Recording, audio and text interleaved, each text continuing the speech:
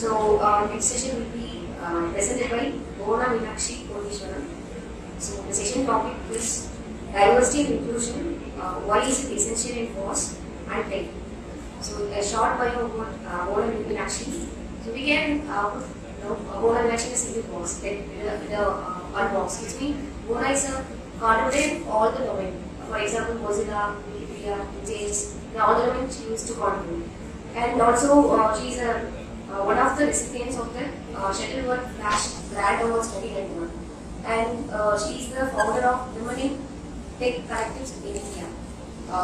And she is also a co-founder of Emergeability, an initiative to make the digital world inclusive and accessible. So, women in technology is not a simple thing. So, we should have a big round of applause for our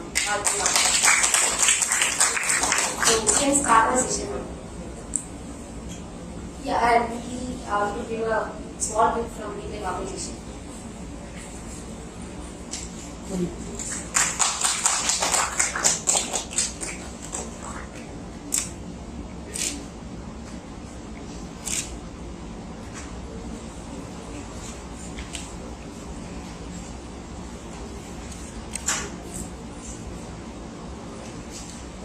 Hi, good morning everyone. Probably afternoon already. Thanks for the intro and for the book. Looks interesting already to Aisha. Okay.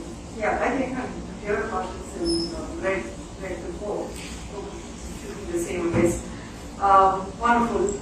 So, I mean, being part of women communities, being part of fast movements and balancing life has been always crazy, but still, these sort of conferences that's evolving from places like Villupuram and other cities in Tamil Nadu is something that keeps me encouraging and moving, because I'm from Salem in Tamil Nadu, and we probably get very less exposure of having conferences, events, or even for any scope for tech forums like these is always less, unless you initiate one.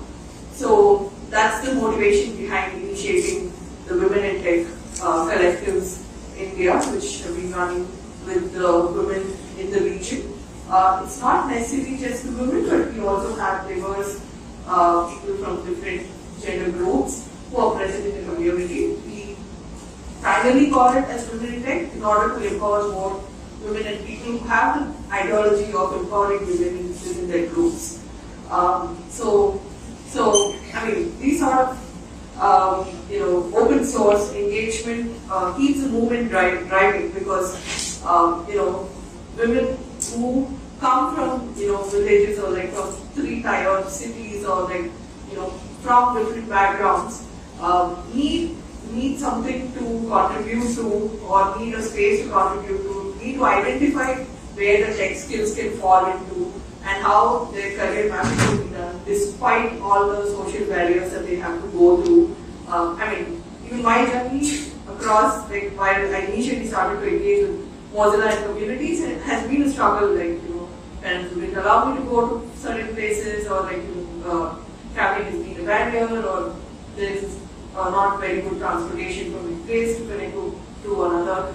So there are various, reasons or factors that keeps coming in. But then at some point you make yourself think, this is where my destiny is, or this is something that makes sense to me to contribute to. Right. So that's how I'm much humbled and grateful to represent such communities across the world today. And of course, they all deserve their own places, who are as part of the community as well. So with that, this is not very specific to the deviant community, but this is more on a broader scope of how fast tech communities and how the gender divide exists, and how having diverse and inclusive systems in your community, if you're running your own community or if you're heading your own project in anything that is related to FOSS or open communities, then how you can take the journey through the process, how you can have the diversity and inclusion, as an agenda interview process is something that I want to share with you all. So the next one.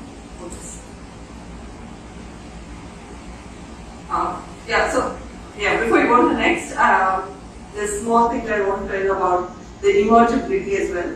So the emergibility is an initiative by me and another friend from UK, and coming from neurodiverse backgrounds, it's more to help people with various neurodivergent conditions or spectrum. So we recognize neurodivergence in tech and people who have interest to pursue tech. So if you're new to the term neurodivergence, it is about people with different learning capabilities, people with different understandings or like different learnings, capacities to learn, like ADHD or ASD or PTSD, various other spectrums or of challenges. So that's a very small initiative too. And so that initiative helped me to focus a little more on, whatever tech that I develop today or whatever tech that I see, someone developing, I try to understand the accessibility factor of the tech. Whether is it making inclusive, is it helping everyone to, is it addressing different group of audience? Is it helpful for people who have dyslexia? Are they able to read a particular font? So these type of perceptions towards the software came to me like while we started this emergibility initiative. Okay, so to check if you're all awake, the small activity we'll do. Okay, so whenever I say MiniDebConf over my talk, you're going to do a clap. So you want to read the code, right? So you do a clap and then that iterates, so that's going to be action plus plus. So every time you clap, you need to keep in your mind how much have you clapped, and then you're going to increment every time. Alright? Yeah? So to the MiniDebConf. Right. Okay, everyone is alright. To the beautiful city of Villupuram, which is hosting this MiniDebConf. Come on, it's 2 iterations. So I missed a loop there. Okay, so consider it's a loop. No, it's 2, it's done. Now the next. To all the speakers at the MiniDebConf. 3, it should have been 1, 2, 3. Good. So to the wonderful audience at MiniDebConf. To Bhuvana at MiniDebConf. And to the organizers at MiniDebConf. Good. Alright, great. So,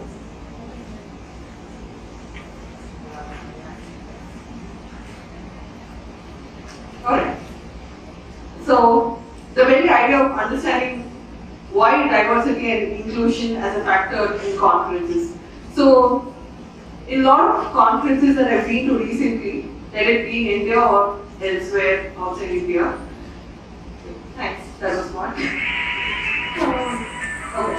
So it's always been this thing to understand, every conference says, we are diverse and inclusive. We welcome a lot of participants, we welcome people from diverse backgrounds. So what are they exactly meaning there? So is it like to address different people, or is it for a specific kind of audience? So a lot of conferences or like technical forums, while they say they're diverse and inclusive, they try to mean that they try to accommodate people from different gender groups. They try to balance different gender groups, people from different backgrounds, from different ethnicity, from different demographies, and also from people having different conditions, right?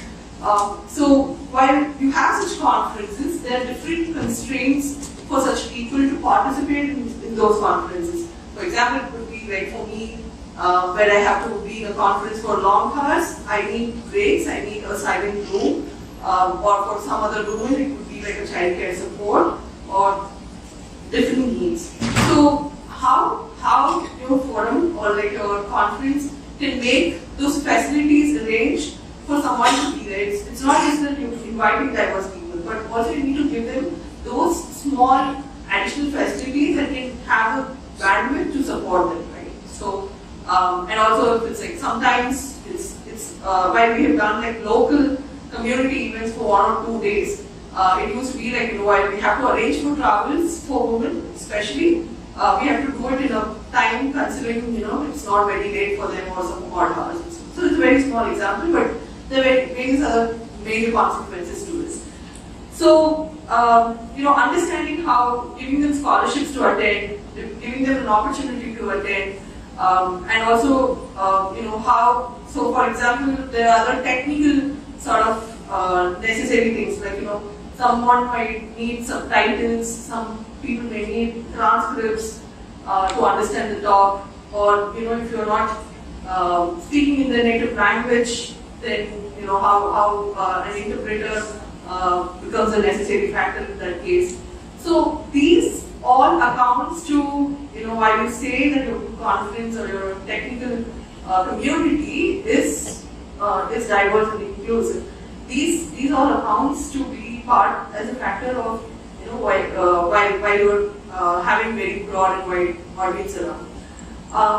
And also, of course, while you are in such events, you're going to talk about tech and what do these technology account for? Are these technology acceptable and also, is it reachable to people from different backgrounds? Is it going to reach, or like, say for example, I want this in a specific, you're developing a UI, and how can you understand it's like, globally accepted one, or is it going to address a particular specific users? Are those users being addressed? And again, if you have an AI as a constraint, then are you also considering the factor that it is addressing the particular audience whom you've invited? And of course, we encourage the participation at various levels. So it's not just for them to come attend an event or like a forum and then leave back, and that's not it, right? So for example, if you all come here, we finish this particular event, we go back and we try to again contribute, right? At least a few, I hope, will try to contribute back to the community after you leave this place. So is there again, a safe space for people to come back and contribute into such forums? Are both physical and online environments safe for people to contribute, or like, are they open for ideas? Are they open to learn something new? So these I consider as a factor when it comes to tech for all, rather than what we call this as a tech for good.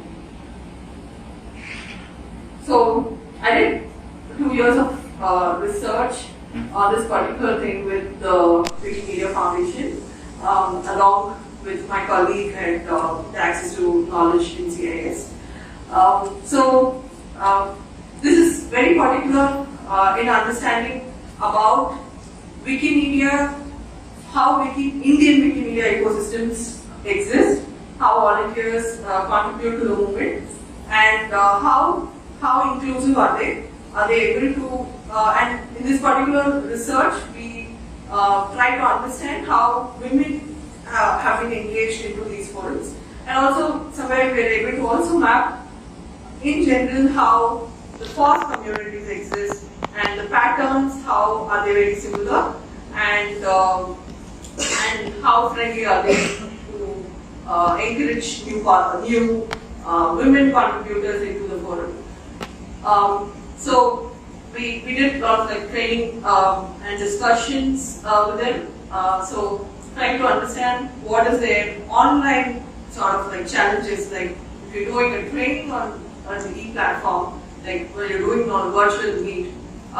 We knew that while we went to the COVID state, the pandemic state over the country, we were all engaged online, we were all in front of the screens. But there was this other part of the world which drastically failed in understanding or like, especially when it came to trainings, universities and stuff, while the classes were happening online. And, people felt the physical ones were more interesting and engaging in that way.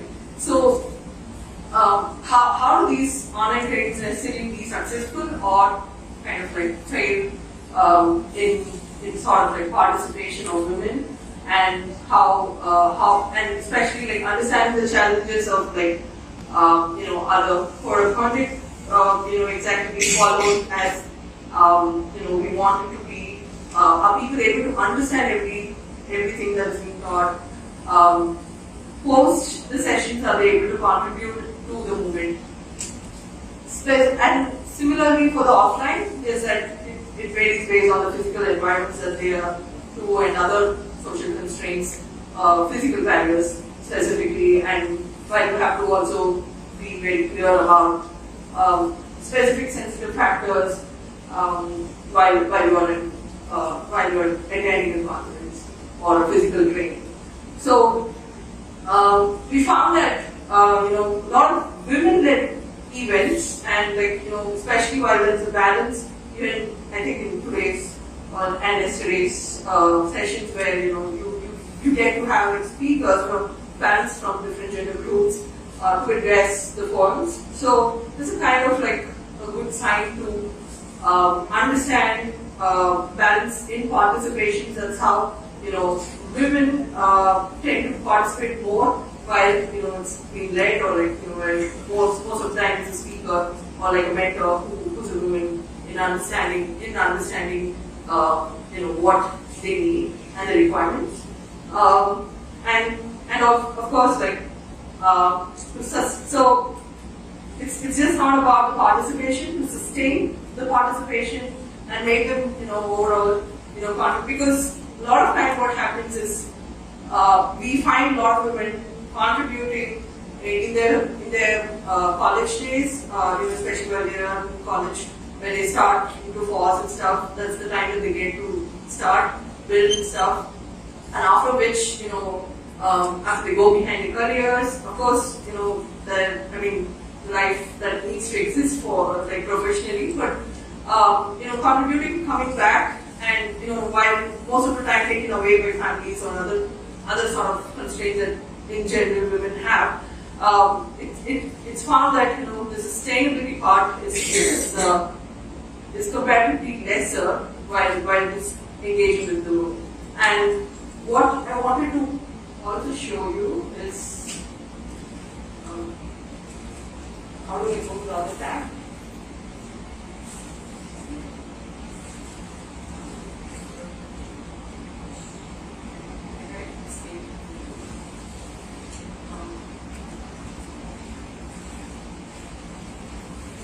This is the link to the whole report, but I won't be going to the whole report now. But yeah, so what I wanted to highlight here is the problem of the access to the internet itself, where the gender divide exists. So a lot of women, interestingly, engage or they get access to the internet through the hardware that's more predominantly used by someone else in the family, and it's of course someone from who's a man, and this particular and this particular thing directly constitutes to why a lot of women are not present in the FOSS groups, are not present in the open source tech, and why although there's a lot of interest and efforts being taken, there's less engagement in terms of like, it could be editing the Wikipedia, or it could be in terms of contributing to the community, or even doing any sort of or participating in any sort of forums, right?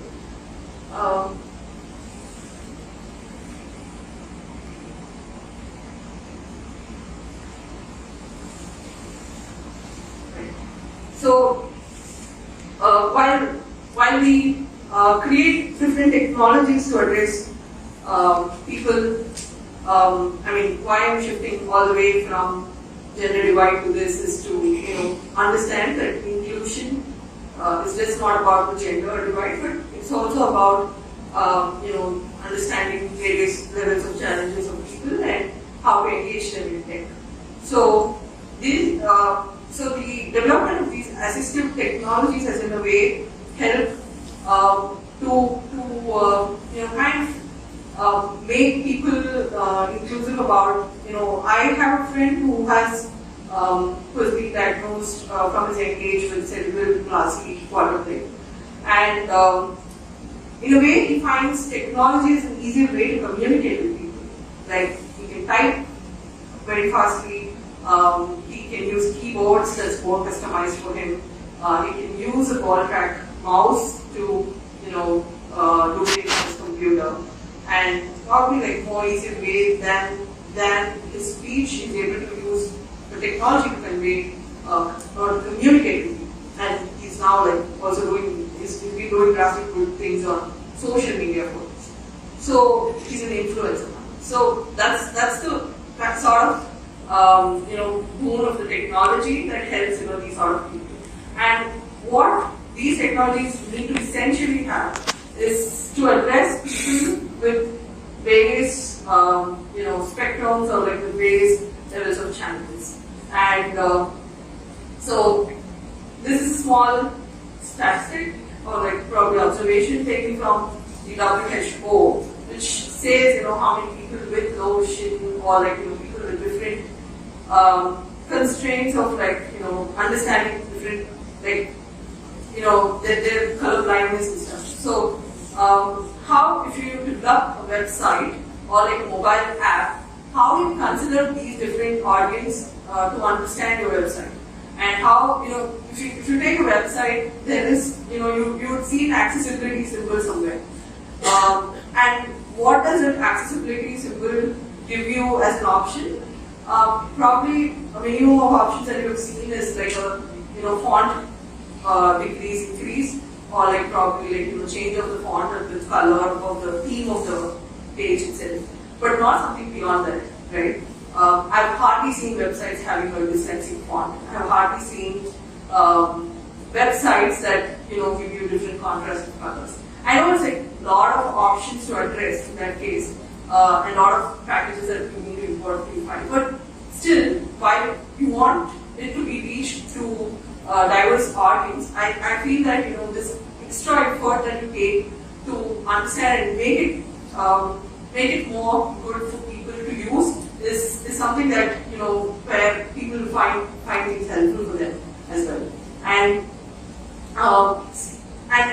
technology as IoT and robotics have been used for prosthetics and various assistive helps. FOSS is a technology, how we can use for developing these sort of assistive technologies is something that we need to think of and address, especially. I think yesterday there was also talk on understanding disability and how they can contribute in tech.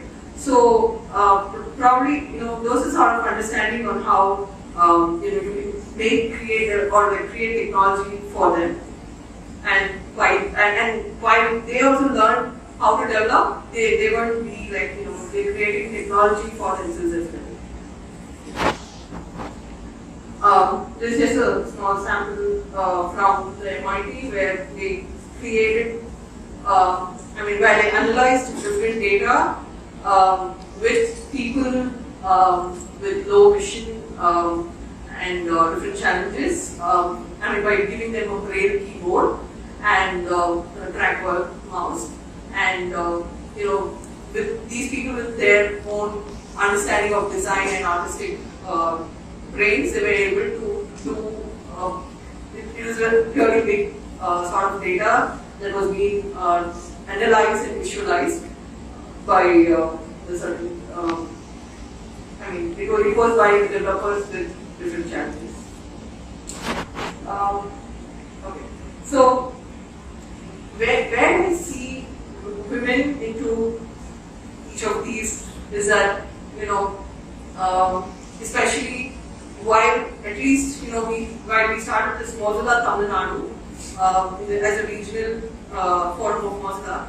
While I entered into the community as a first person, as a woman, when I entered into the community, I was like probably the first female user, or like first female person into the community. Now, I'm not telling this out of pride, but then let me tell you the challenges that exist that comes along with this.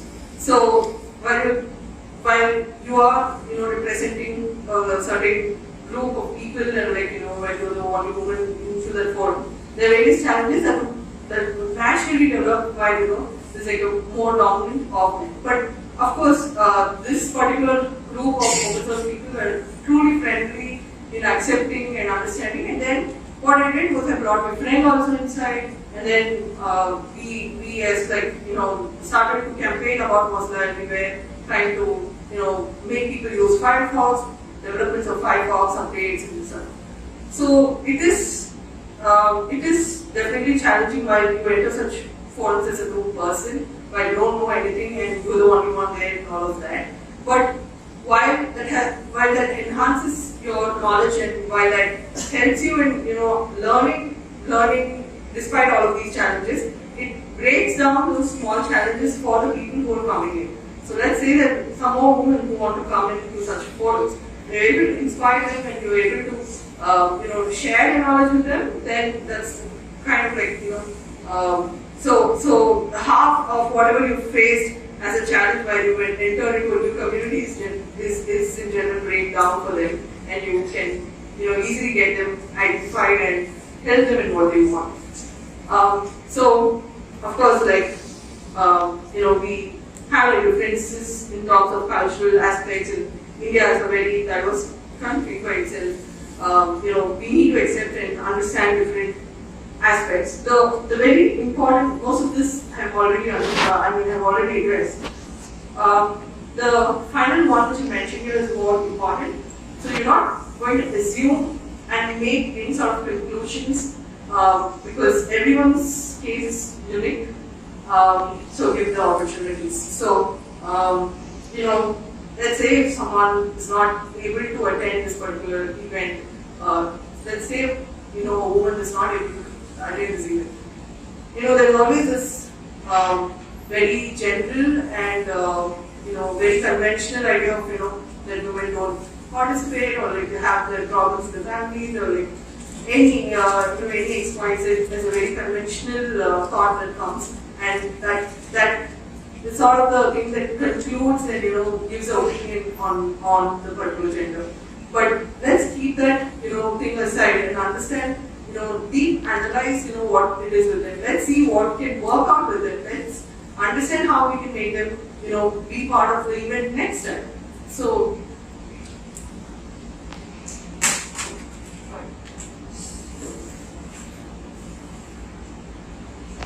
just drop one, two slides. I will go down your board. Okay. So this is the initiative of the Women in Tech Collectors which I was talking to you about. So we have women tech enthusiasts now. We just started with a group of 5 over the pandemic time, where we were all trying to understand, while we're not able to participate in physically or like go and find a profession physically into some new workspace and stuff, we thought why not we do this from home. Of course, we had our own constraints while doing from home, like managing families, managing different things. Of course, this is very much applicable to both all the genders while you're doing this work from home and stuff. But more specific, it was being observed into the communities that we are closely engaged with, and that's why we wanted to, as a team, we wanted to self-sustain and also do a lot of trainings around, understanding what's the skill gap, understanding where the communication gap exists, understanding, how this as a self-help community can grow, and also how to map careers out of this. This was the first step. We now from 5 have grown to almost like 50 members around, and and yeah, we've already crossed 2 years, and we have partnered with a few organizations, with a lot of FOSS communities specifically, and a few foundations outside India to help us grow this community. And I mean, while people saw this happening good in our region, a lot of them wanted to extend the support and wanted to expand this, and we had like requests coming in from different states and stuff. So we eventually wanted to expand this across. This is a small report that was being published.